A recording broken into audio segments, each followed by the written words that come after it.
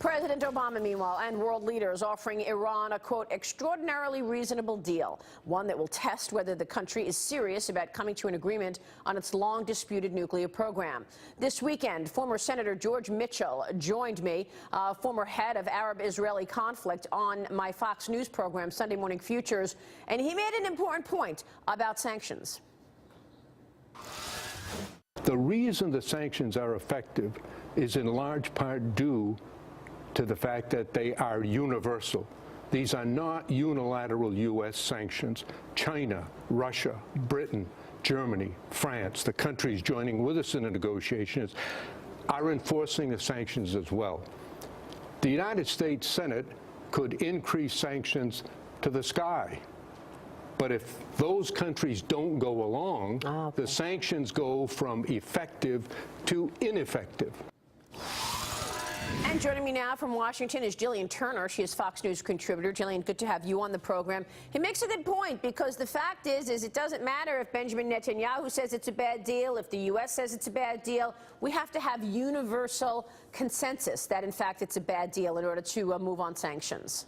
And he's also right in pointing out that the matter of financial sanctions against the Iranian regime is a hugely contentious issue for the P5+1 negotiations. I would say that sanctions still have the potential to undermine the entire process. We're coming up on this March 24th deadline that the administration has to ink a framework agreement. If that's not met, what's going to happen is that a key faction of Senate Dems are going to renege on their support for the president. The negotiations are going to effectively collapse. Do you think the entire group of universal, the nations agree that the dismantling of any nuclear program, the dismantling of enriching uranium is necessary in order to do a deal, or just the slowing of that enrichment? Yeah, I mean, let's be very clear. The elimination, the termination of Iran's nuclear program is not up for discussion, is not on the table in these negotiations at all.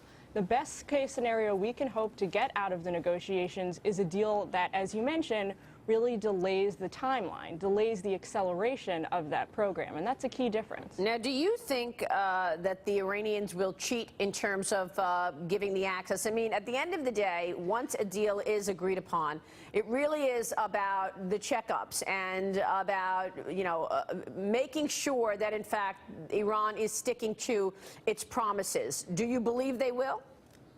Absolutely not. I mean, the Iranian regime, under this administration, the Iranian administration, has a very clear history of undermining the talks. They've been very critical publicly about the negotiations, and they have a history of reneging on deals. So the idea that in this scenario we trust them based on an inspections regime, to me, is a little bit meaningless. So why are we negotiating with Iran then? Why we're at the table in the first place, I believe, is because the president has a worldview, as he's been very upfront about, under which it's better to bring these rogue regimes under the umbrella of the international community rather than leave them out there as these kind of amorphous regimes that we don't communicate with. He thinks it's better to talk than to not talk. I guess this is really one of the debates there. Gillian, we also have Nigeria's Boko Haram pledging allegiance to ISIS. Speaking of rogue groups, what's your take on this?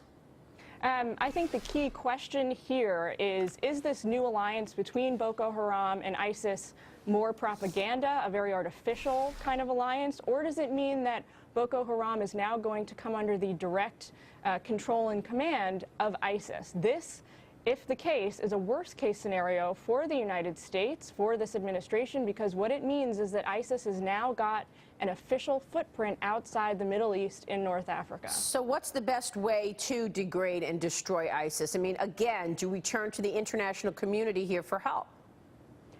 Absolutely. I think that the core of any strategy to degrade and ultimately defeat ISIS is the buy-in from the international community, particularly from the Arab states in the Middle East. Whether we continue with an airstrikes operations, or we move forward and we eventually have military engagement on the ground, buy-in and real investment by the Arab states in the Middle East is going to be the key for us. All right, we'll leave it there. Gillian, good to have you on the program. Thanks so much.